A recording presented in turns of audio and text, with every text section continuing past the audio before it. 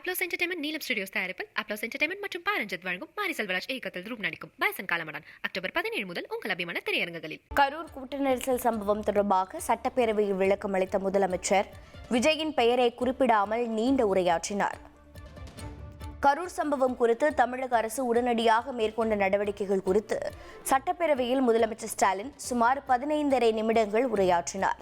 அப்போது விஜய் பெயரை குறிப்பிடாமல் தமிழக வெற்றிக் கழக தலைவர் என்றும் அக்கட்சி தலைவர் என்றும் தனது உரையில் சுட்டிக்காட்டி பேசியது குறிப்பிடத்தக்கது. கரூர் கூட்ட நெரிசல் சம்பவத்தை தமிழக அரசு சட்டப்படி விரைந்து கையாண்டதாக முதலமைச்சர் ஸ்டாலின் தெரிவித்துள்ளார். இதுகுறித்து சட்டப்பேரவையில் பேசிய முதலமைச்சர், இதுபோன்ற துயரங்கள் எதிர்காலத்தில் நிகழாமல் தடுக்க வழிகாட்டு நெறிமுறைகள் உருவாக்கப்பட்டு வருவதாகவும் கட்டுப்பாடுகளை மீறும்போது அதனால் பாதிக்கப்படுவது தொண்டர்கள்தான் என்றும் தெரிவித்தார். தமிழ்நாடு அரசு இந்த சம்பவத்தை சட்டப்படி விரைந்து கையாண்டது. இதுபோன்ற துயரங்கள் எதிர்காலத்தில் நிகழாமல் தடுக்க வழிகாட்டு நெறிமுறைகள் உருவாக்கப்பட்டு வருகிறது.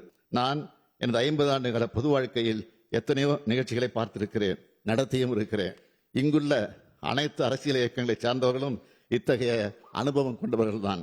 மாநாடுகள், பொதுக்கூட்டங்கள், ஆர்ப்பாட்டங்கள், போராட்டங்கள் நடத்தும் போது அதற்குரிய சட்டத்திட்டங்களும் நெறிமுறைகளுக்கும் பொது ஒழுக்கங்களுக்கும் கட்டுப்பட்டு நடத்தப்பட்டு வருகின்றன. அப்படித்தான் நடத்த வேண்டும். கட்டுப்பாடுகளை மீறும்போது அதனால் பாதிக்கப்படுவது நிகழ்ச்சிகள் நடத்தும் கட்சியினுடைய தொண்டர்கள் தான், நமது தமிழ்நாடு மக்கள் தான். கரூர் சம்பவம் தொடர்பாக ஏடிஜிபி கூறியதற்கும் முதல்வர் கூறியதற்கும் முரண்பாடு உள்ளதாக எடப்பாடி பழனிசாமி தெரிவித்துள்ளார். சட்டசபையில் அதிமுக வெளிநடப்பு செய்த பின் செய்தியாளர்களை சந்தித்த எதிர்க்கட்சித் தலைவர் எடப்பாடி பழனிசாமி, கரூர் சம்பவத்தில் காவல்துறையினர் முறையாக பாதுகாப்பு அளித்திருந்தால் உயிரிழப்பை தவிர்த்திருக்கலாம் என தெரிவித்துள்ளார். முதலமைச்சர் அவர்கள் 30 விழா நடத்தினார், 1 லட்சம் பேர் கலந்துனார். ஏன் அந்த இடத்த கொடுத்திருக்கலாம்ல?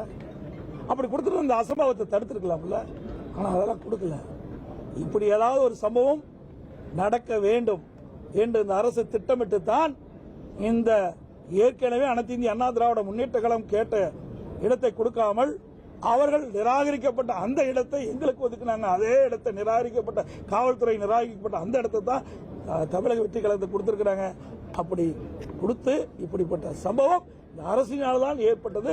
காவல்துறை அலட்சியத்தால் காவல்துறை முழுமையாக பாதுகாப்பு கொடுக்காம இந்த சம்பவம் நடைபெறும் என்று திட்டமிட்டு தான் நடைபெற்றதால் மக்கள் சந்தேகிக்கிறார்கள். இந்த ஏடிஜிபி பத்திரிகையாளர் சந்திக்கின்ற பொழுது 500 பேர் பாதுகாப்பு கொடுக்கப்பட்டதா சொல்றாங்க. இன்றைக்கு முதலமைச்சர் 660 பேர் பாதுகாப்பு பணியில் ஈடுபட்டதா சொல்றாங்க. இதிலேயே முரண்பட்ட கருத்து. இப்படிப்பட்ட சந்தேகம் வர காரணத்தினால்தான் மக்களுக்கு இதுல இந்த சம்பவத்தில் மிகப்பெரிய சந்தேகம் இந்த அரசின் மீது ஏற்பட்டது. கரூர் சம்பவம் தொடர்பாக எந்த ஒரு தனிநபர் மீதும் பழி சுமத்தி பலிகடா ஆக்குவதன் நோக்கம் இல்லை என முதலமைச்சர் தெரிவித்துள்ளார். சட்டசபையில் கரூர் கூட்ட நெரிசல் தொடர்பாக நடந்த அனல் பறந்த விவாதம் குறித்து எக்ஸ் தளத்தில் முதலமைச்சர் பதிவு ஒன்றை வெளியிட்டுள்ளார். திட்டமிட்டு அரசு மீது பொய்களை பரப்பும்போது உண்மையை விளக்க வேண்டியது கடமையாகிறது எனவும் உச்சநீதிமன்ற இறுதி தீர்ப்பின் அடிப்படையில் அனைத்து நடவடிக்கைகளையும் மேற்கொள்வோம் எனவும் தெரிவித்துள்ளார். இனி இப்படி நிகழாமல் தடுப்பதற்கான நிலையான வழிகாட்டு நெறிமுறைகளை அரசு வகுத்து வருவதாக தெரிவித்துள்ள முதலமைச்சர், அனைத்தையும் விட மனித உயிர்களே விலை மதிப்பற்றது என்ற பொறுப்புணர்வுடன் அனைத்து தரப்பினரும் செயல்படுவோம் என்று குறிப்பிட்டுள்ளார்.